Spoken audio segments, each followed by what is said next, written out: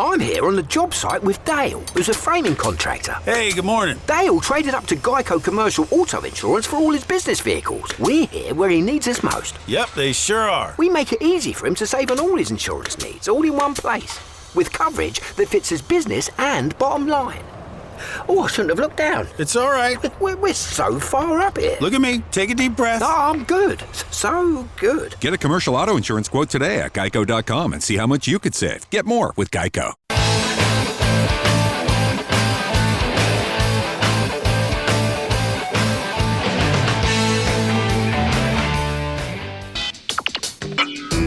You are about to listen to the Dr. Daliah Show. Sassy, stimulating medical talk radio. Any medical advice Dr. Daliah Wax gives on her show should not be substituted for an actual visit to your medical provider. And now, here's Dr. Daliah.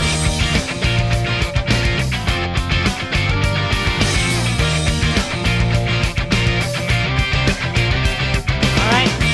We are back on Dr. Daliah Show, 1-877-Dr. Daliah, 1-877-DOCDALI. So I went to 12 schools, and I remember one time during PE, my teachers, the coach, had us walk around on all fours, like crawl around, but we weren't allowed to be on our knees. We had to be on our feet crawling. I forget if they called it like a spider walk or something. And, you know, our butts were up in the air, and luckily we were wearing gym shorts, and, you know, it was, you know, just the girls in the room and all that. But I remember everybody was kind of giggling, you know, because all our butts were up in the air. But it was a difficult workout. I mean, you were moving your arms and legs. Your back was not taking the brunt of the force. So you had to have good arm and leg strength, you know, moving around the gym floor. And I remember not liking it, you know, because I liked to run. I was a pretty good runner. I loved relay, and I loved kickball, volleyball, that kind of stuff. I didn't really like this activity, and we didn't do a lot of it. But now I'm hearing that some people are doing this to improve their workout, and some people are claiming they're getting a nice six-pack in their abs as a result of it. The only thing is you see some individuals actually dress up like a cat, dress up in a mask like an animal, and are they, you know, identifying as a furry, or are they identifying as the animal? Are they crazy, or are they really doing a physical activity? They call it quadrobics. Like aerobics, quadrobics. And some fitness experts are saying this actually might be good. It's bear crawls, cat leaps, things like that. And, you know, it's interesting because as much as I do not want to see anybody wear a mask and, you know, try to pretend to be an animal, we're humans, okay? We're humans. I don't care, you know, if you identify as a dog or a cat. You know, I don't mind if you think in some other lifetime you might have been a cat or a dog or whatever. But, you know, if you are human here on this earth, you're human. Okay? And, you know, I'm not going to let you go to a vet for your medical issues. You're going to go to a human, or I mean, vets are human, but you're going to go to a doctor for humans. But there is something about how we walk and do things that might not be necessarily helping our backs and our hips. You know, I was telling a friend of mine, I feel like I'm already ready for both my hips to be replaced. I know my knees need to be replaced, but my hips need to be replaced. And, you know, I ran for years, skied. Now, I've worked out every day of my life, even when I was supposed to be on bed rest. And really, my hips aren't lasting my whole life? Well, is it because I don't walk around or I walk around bipedally and not as, let's say, a gorilla does or another animal does on all fours? Now, mind you, dogs and cats get hip arthritis just like the best of them. But this downward force, this axial load that we're getting on our necks and our spine and our backs and our hips maybe needs to be changed up a little. Now, I'm not saying to leap around and try to be a deer, an innocent doe-eyed little deer. I'm not telling you to do that, especially since it's hunting season. The last thing I need is you guys prancing around in the forest and getting shot because somebody's got a deer tag. But I am wondering if part of our workouts need to, be a little bit varied. So in the 80s, we were really, really big on aerobics and the whole Jane Fonda thing, and a lot of our leg exercises and leg lifts and sit-ups and things like that. And I really alternated my standing up and lifting weights to my bench weightlifting to my floor exercises to yoga. The variegation of your workout, I think, might be the healthiest. And I do believe that there are some exercises you could do not outside in the wild. Now, I mean, if you really want the fresh air, just don't get shot. But I think there are some exercises you could do that allow you to shift that extra pressure off your back and spine. And I'd like to look a little bit more into that. So quad aerobics might not be all that crazy. The idea, though, of dressing up like an animal, I think does not do it justice. Some people are saying they feel connected to ibex or wild goats. They may wear masks alluding to this. But primal movement, animal flow, or these other practices are gaining traction. And some people think that we might be doing things differently because society has made humans, shall we say, act a certain way, but that might not necessarily be very healthy ergonomically. So, for example, when we go to the bathroom, we're supposed to squat. We're supposed to stand and pee or squat and poop. We're not supposed to sit on a throne. Now, I love the toilet. And sitting on a toilet for me makes it a hell of a lot easier. I wish I was a man so I could pee. I mean, when I wish I was a man, it was only so I could pee, because that really seems to be easy. And they could just whip it out and do what they need to and pee and then get back in the car. Instead, I have to find a place where I disrobe and have to squat. So I can't stand that. I would just like to stand and pee. That's why peeing in the shower is so popular, because people could just stand and do it. But in terms of your bowel health, sitting on a toilet is not the safest. It's squatting. In fact, giving birth. We're in the lithotomy position where we're on our back and we bring our knees to our chest and the baby gets delivered, and it really shortens the canal, which is nice. And that's how we've been delivering babies. But when my mother was trying to give birth to a 10-pound my brother, who was 10 pounds 5 ounces, she couldn't give birth in the normal position. They made her stand and squat, and she was able to get him out. So sometimes we do have to go back to old school. But I wouldn't recommend to do this unless a trainer or your medical provider makes sure you're not hurting any of your joints. And no mask. 1-877-DOC-DOLLY. Don't go away.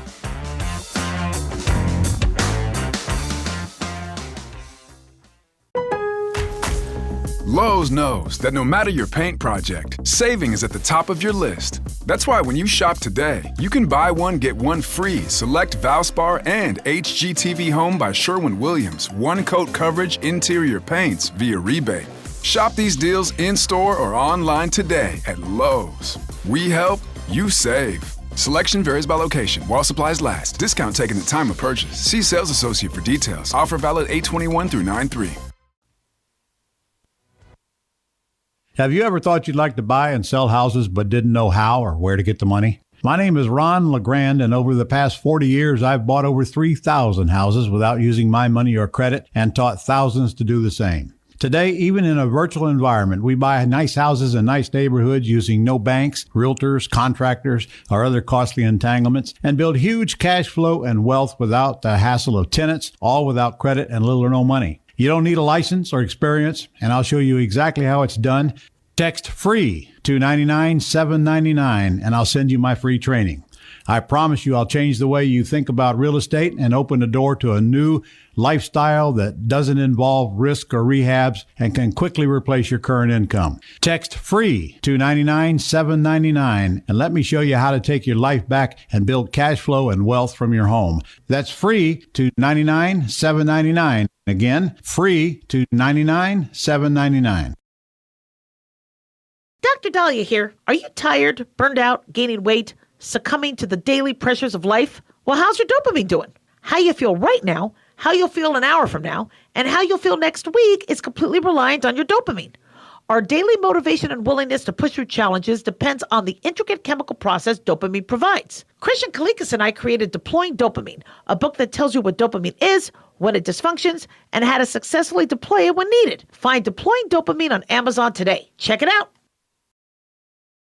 Carl Amari here to tell you about our newest website for old-time radio lovers. It's 100radioshows.com. At this site, there are 5 old-time radio shows waiting for you to download free as our gift to you, and be sure to browse the additional 700 old-time radio shows available to you for 70% off by using the promo code RADIO at checkout. This is a limited-time offer, so log on to 100radioshows.com. That's 100radioshows.com. Lowe's knows tough jobs call for tougher tools. The new DeWalt Elite Series power tool accessories are built to last for the pro who doesn't stop. With precision fitment, durability, and impact resistance, finishing jobs faster has never been easier. Shop the new DeWalt Elite Series at an everyday low price exclusively at Lowe's. We help, you save.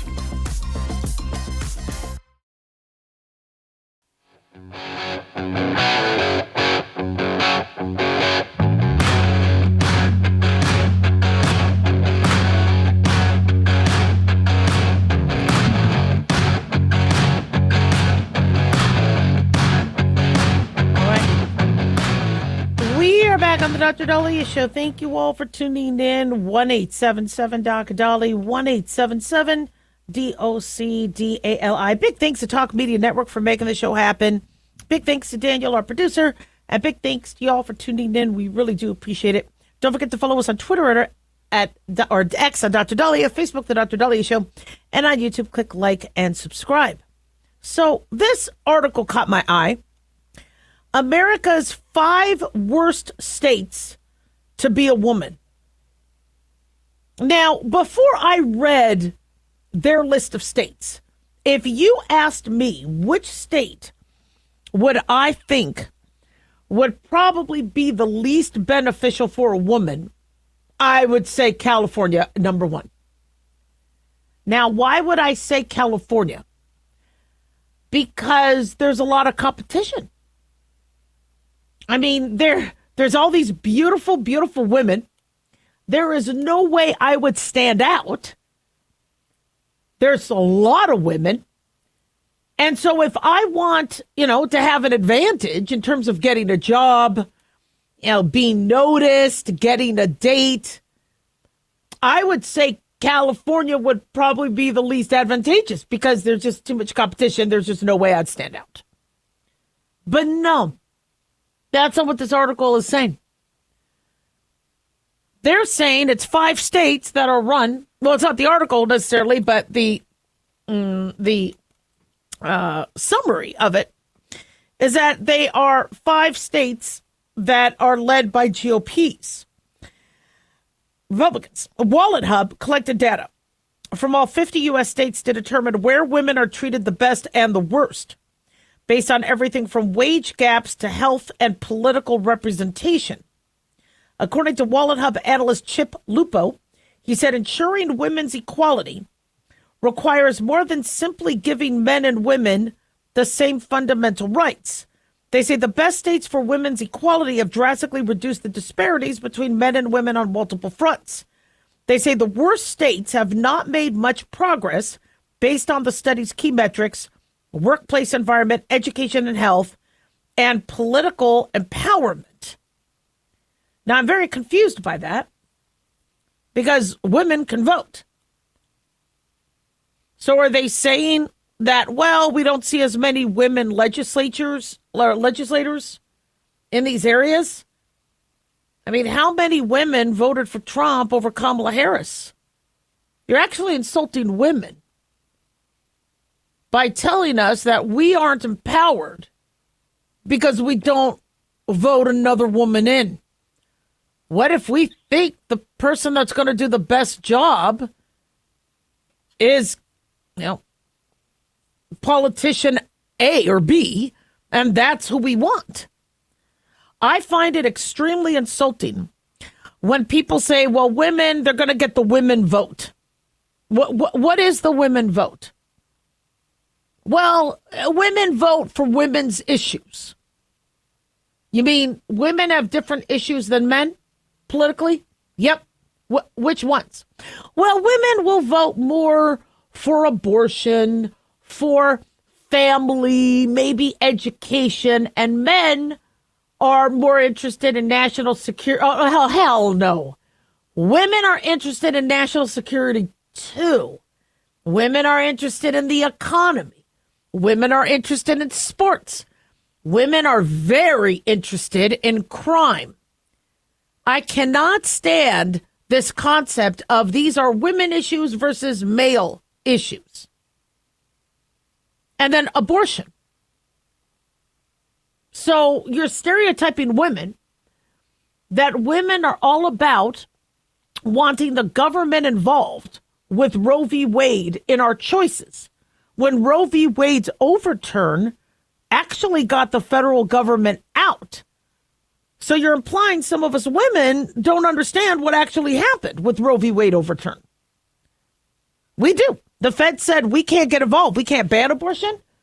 We can't protect abortion. It's not in our purview. This is either a states' rights thing. Personally, I think it's between a patient and their doctor and the dad, father of the baby. Get all government out of it. And it also implies that women are pro ending a fetus's life. A lot of women we're concerned about people who were raped. We are concerned about incest. We are concerned for the life of the mother.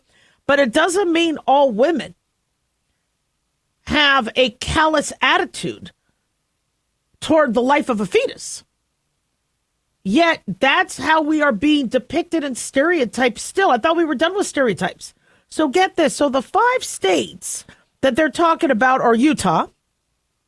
They consider Utah the worst place, alluding to, I guess probably polygamy and Mormonism and women go on missions. Women are revered in the LDS community. And are you saying that if a woman wants to raise a family, despite her religion, and become a homemaker, that's not as important? Homemaking is a full-time job, and then some. It's overtime. Now, they say Utah notoriously have some of the nation's largest wage and executive position gaps, meaning women are paid less and there are fewer opportunities for career progression. They say full-time working women in Utah earn 73 cents for every dollar men made. Now, that's according to National Women's Law Center. Now, if that is true, where I see a patient, a man sees a patient, and I get paid less for seeing that patient, that's not cool. But insurance doesn't do that. Insurance has no idea if I'm male or female. If they want to pay, like in Nevada, one insurance company was paying $2.42. Whether you're a man or woman, you're getting that $2.42. Now, is it that, I'm seeing fewer patients because I want to go home, check out the kids, or pick up the kids from school? Yeah, that's tough, but I can't be expected to get paid the same amount if I'm working fewer hours. But if a woman and a man are doing the exact same job, working the exact same amount of hours, doing the exact same productivity, they should get paid the same. But if you have, let's say, male firefighters, and there are women firefighters as well, but you have somebody paid the firefighter salary and somebody paid who's, more doing administrative duties, that's not equal work. So we need to call it like we see it. But if Utah is literally paying a woman less for the same job, that's a problem. Now, I have seen the way, employers hire. They say, well, this is what we're offering. And then somebody's going to say, I can't take less than $100,000 a year. So they go, wow, okay, well, he's pretty bold. You know what? We really want you. We'll make it work. Whereas if somebody else, like let's say I interview and they go, well, we're paying $80,000. And I'll say, I'll take the job. Because I didn't say I want $100,000, I will be making less than that person that asked for $100,000. So that's why a lot of employers are now saying, you know what? We're just going to pay the same amount because just because somebody negotiated their salary, if men are more prone to negotiating their salary, men are going to be more prone to appearing to be paid more. So let's just no negotiation. This is what we're getting paid. But I got to tell you, I took a job where I negotiated my salary and it was more than the men. In fact, it was more than my boss. Now, he was cool, but, overall with it, but that had to have been a shock. Yet I'm a woman and I was making more. Why? Because I negotiated. They say Texas is the second worst state for women. They say low health and education rating and staggering gender wage gap. They say women are struggling to find decently paid jobs with solid benefits. I'd like to see that data. But apparently they say Texas men get paid $1,059 while women get $958. That is an issue. But I'd like to see, is it equal work? Idaho comes in next. Arkansas comes in following that, and then Louisiana. They say in Louisiana, the gender wage gap between women and men is one of the most glaring. They said women earn 77 cents per dollar compared to men. Now, if that's the case, they have some splaining to do. But if they're looking at, as I've said, somebody, not doing the heavy lifting. I mean, if a man is doing the heavy lifting, they should get paid more. So, for example, I see with nurses work their butts off. But if you're a male nurse, you are the one that has to do most of the heavy lifting. Should they get compensated for that? 1-877-DOC-DOLLY. Don't go away.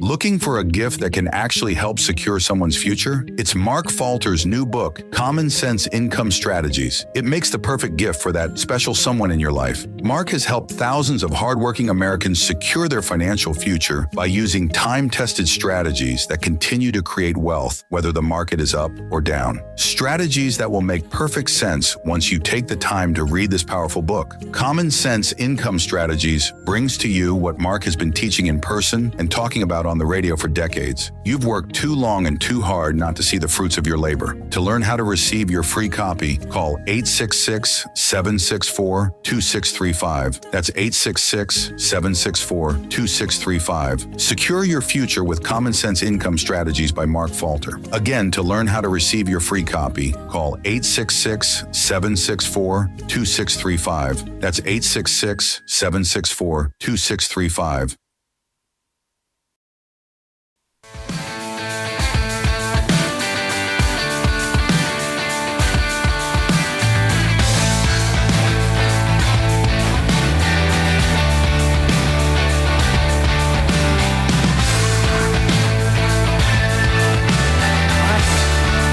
We are back on the Dr. Daliah Show. Thank you all for tuning in. 1-877-DOC-DALI, 1-877-DOC-DALI. So I am a board-certified family medicine physician, and I am a fellow of the American Academy of Family Physicians.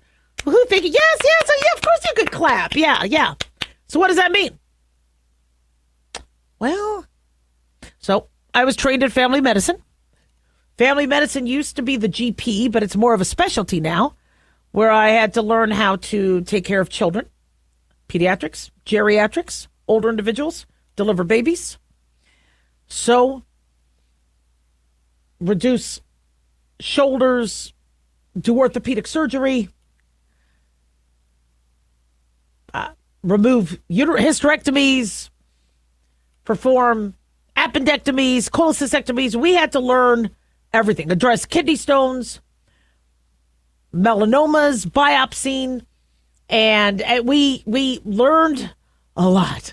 being a family medicine doctor, you are responsible for a lot. You're responsible for everything from that scalp down to the toenail to what could be growing on a person's eyelash.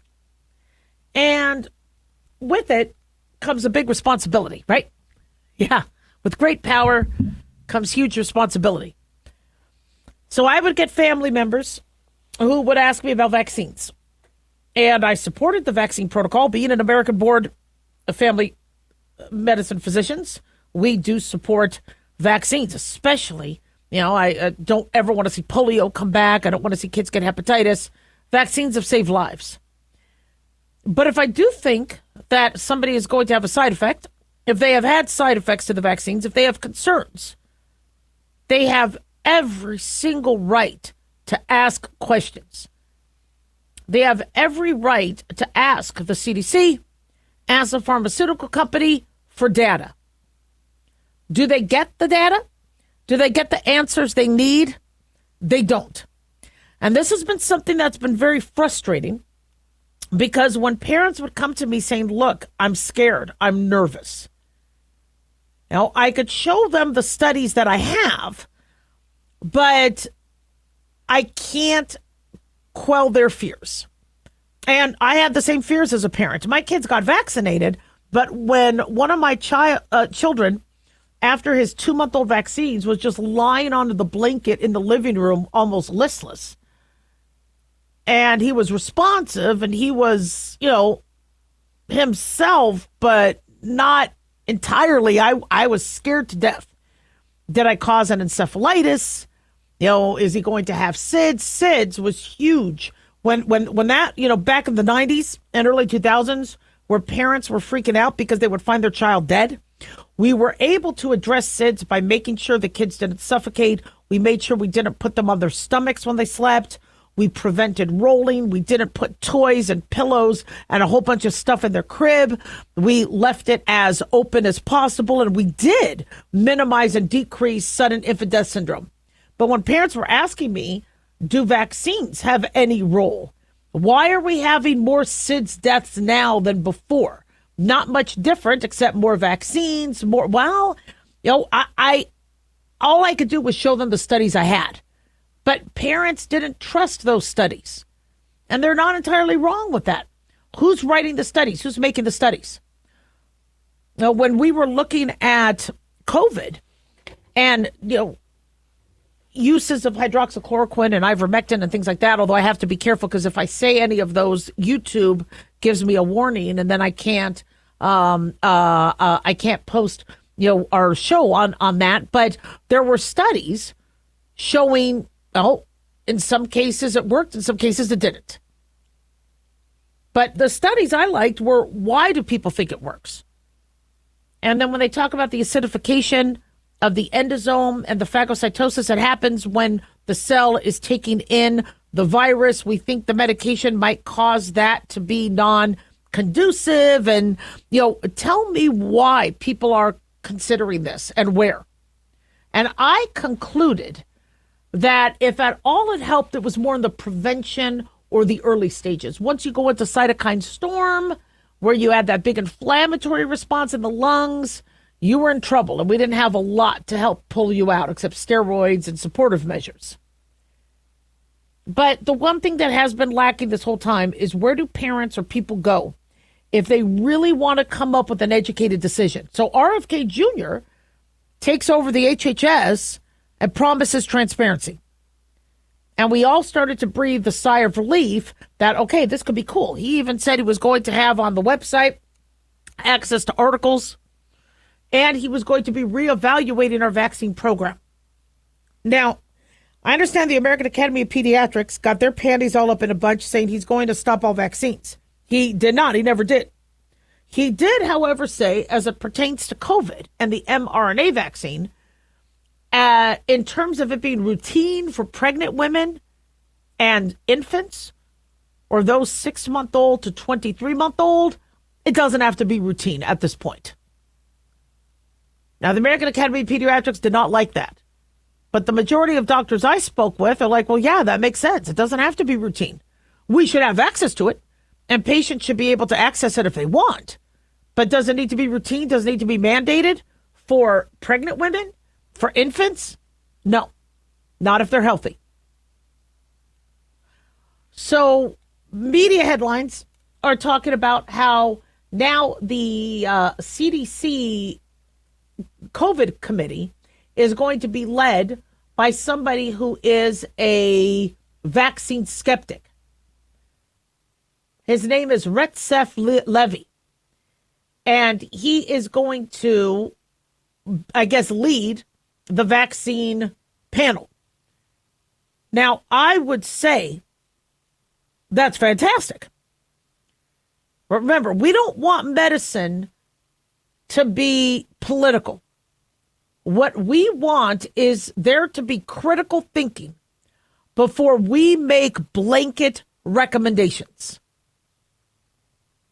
When that OB died early on from the COVID vaccine, because apparently he went into ITP where he lost his platelets, his immune system decided to fight his platelets. He ends up not being able to clot. He gets a brain hemorrhage and dies. And the family said he still would have been pro-vaccines. He still would have gotten it, even though he died. I don't know. I'm sure he would have liked to be alive. But, the skepticism in medicine and science is what makes science and medicine so good. If we didn't have skepticism in medicine, we would still be applying leeches to us all and doing bloodletting. Let there be skepticism. Let us review, reevaluate, and ensure that we are making the best recommendation for people. Now, Dr. Levi, I believe he's a physician, has critiqued mRNA vaccines. He is concerned about the harm as well as death. And these cases were reported where some people died after getting the COVID vaccine. People died from COVID more than the vaccine. But again, nobody wants to be the one to recommend that a healthy child or a healthy individual gets something that could kill him. And so he apparently is one of the people to now lead the CDC panel. They review the safety, effectiveness, and immunogenicity of COVID-19 vaccines. This is the COVID-19 immunization work group. Now, while everybody's having a cow about this, the fact that we have a work group looking at this is pretty admirable. In fact, I would find fault with the CDC if they didn't have groups looking and evaluating. And look at the MMR vaccine. That has to be revisited because we've had vaccinated people come down with measles with this latest outbreak. The majority were unvaccinated, but apparently we had a good number who were vaccinated that came down with measles during this last outbreak. So why? Do we have a work group reevaluating that? We should. Why not?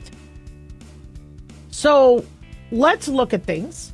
Let's evaluate. And if we do have, health professionals concerned about the safety, let them speak and let's review it. 1-877-DOC-DALIAH.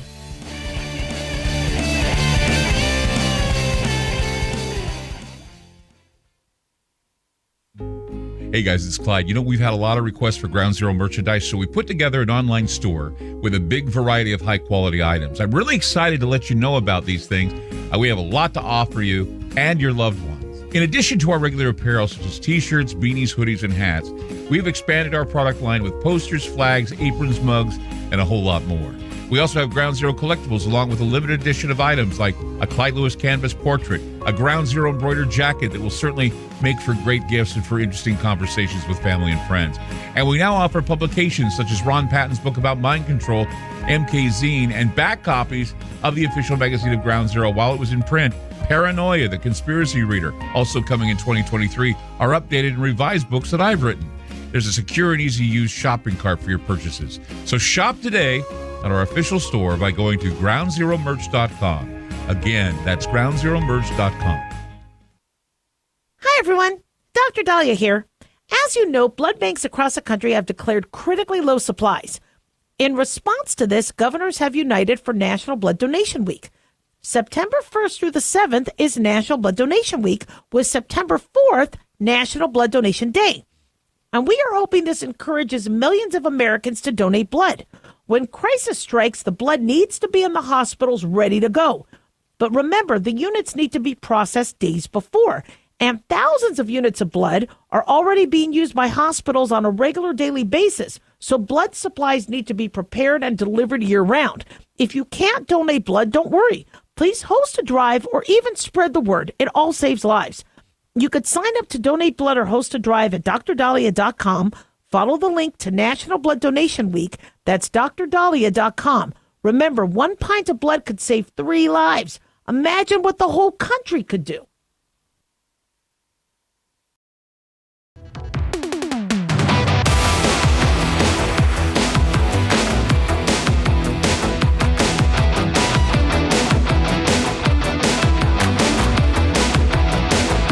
All right.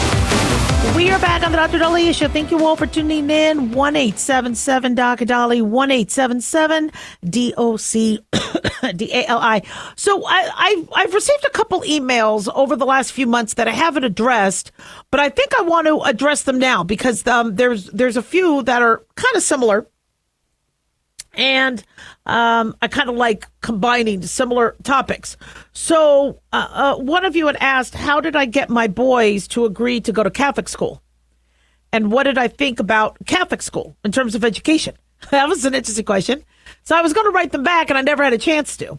And then when we were talking about charities, and one of you had been a critic of the church, talking about how the donations are being publicized, what donations they make, and they're making tens of thousands of dollars a week, and how you think that churches could be some of the biggest, shall we say, recipients of I guess donations that might not necessarily be the best use of spending. And I don't want to go into what they said because I kind of disagree. They were talking about scams and things like that. And I have a much more appreciative, I guess, attitude towards religion and donations because, that to me, when the Bible said we had to submit a tithe, do our tithe, that was, I guess, that originated in the Old Testament,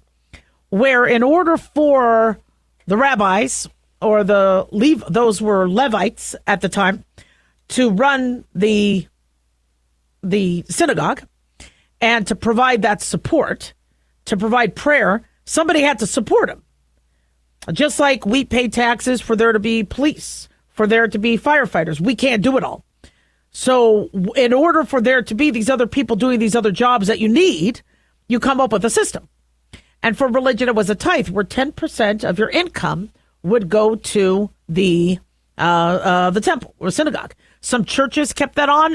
The LDS Mormon Church does that, where they do the tithe. Some Jews will still do a tithe. Some might do less. Some might do more. But it's, to me, pretty, I think, justified.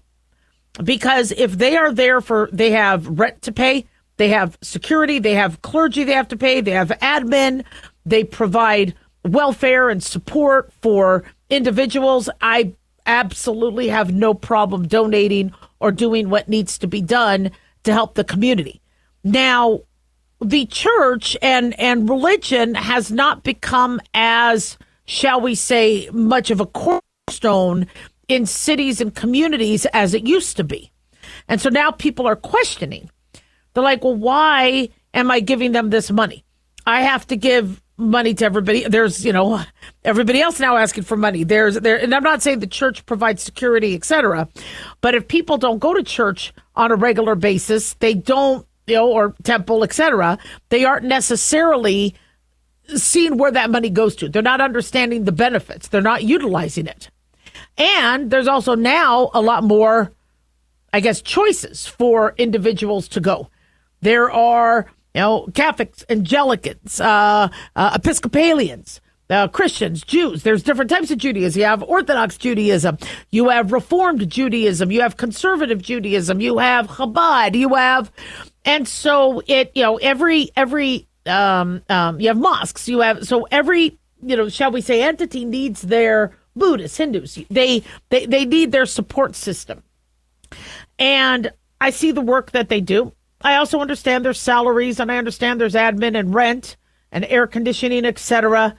And so for me, I'm very lenient as it pertains to what they need, because their enrollment is very volatile now and vulnerable.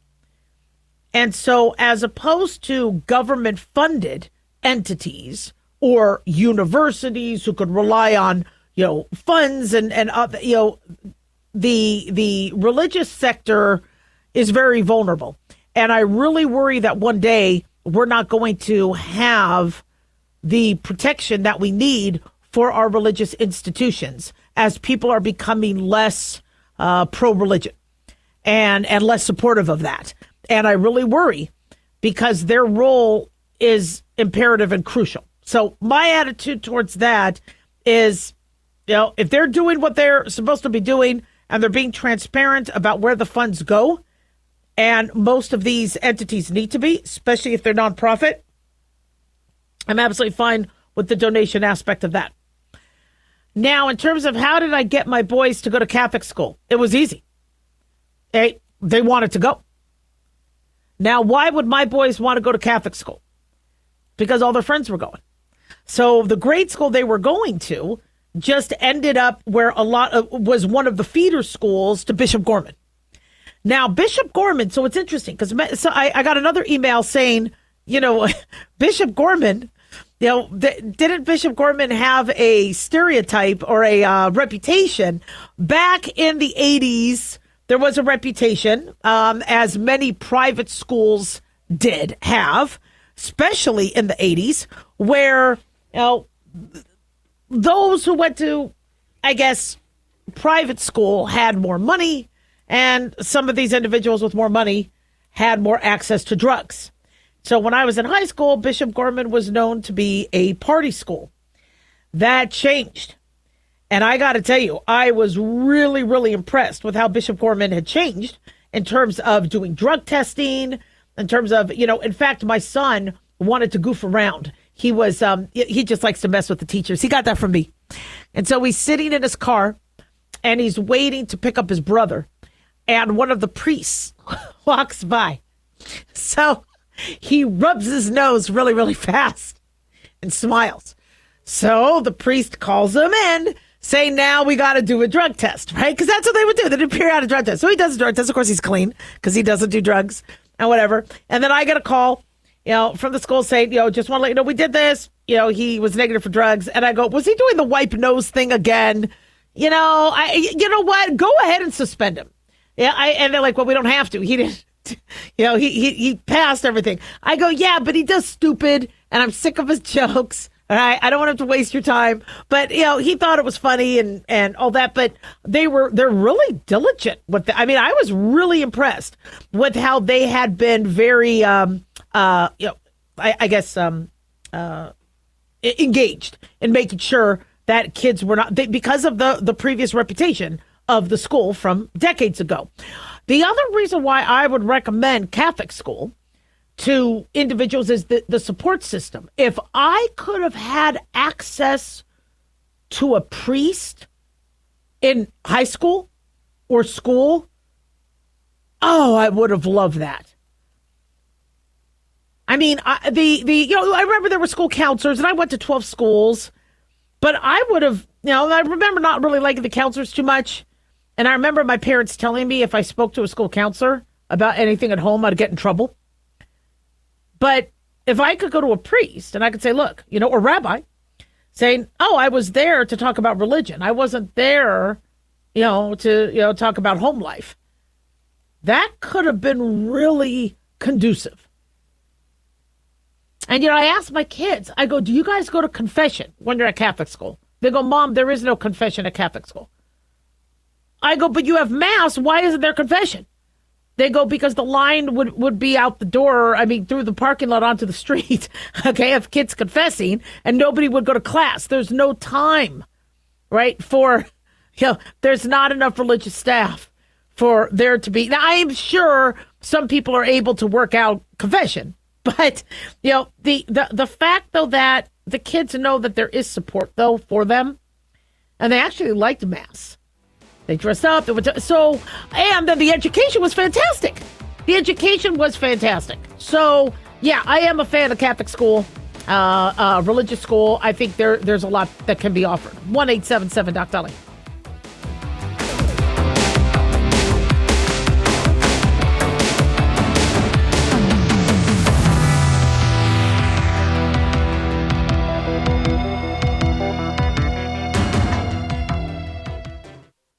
Looking for an easy read that can actually help secure someone's future? Pick up a copy of Mark Falter's book, Common Sense Income Strategies. For the past 30-plus years, Mark has helped thousands of hardworking Americans secure their financial future by using strategies that continue to create wealth, whether the market is up or down. Strategies that will make perfect sense once you take the time to read this powerful book. Common Sense Income Strategies brings to you what Mark has been teaching in person and talking about on the radio for decades. It's not rocket science, it's a pretty easy read. You've worked too long and too hard not to see the fruits of your labor.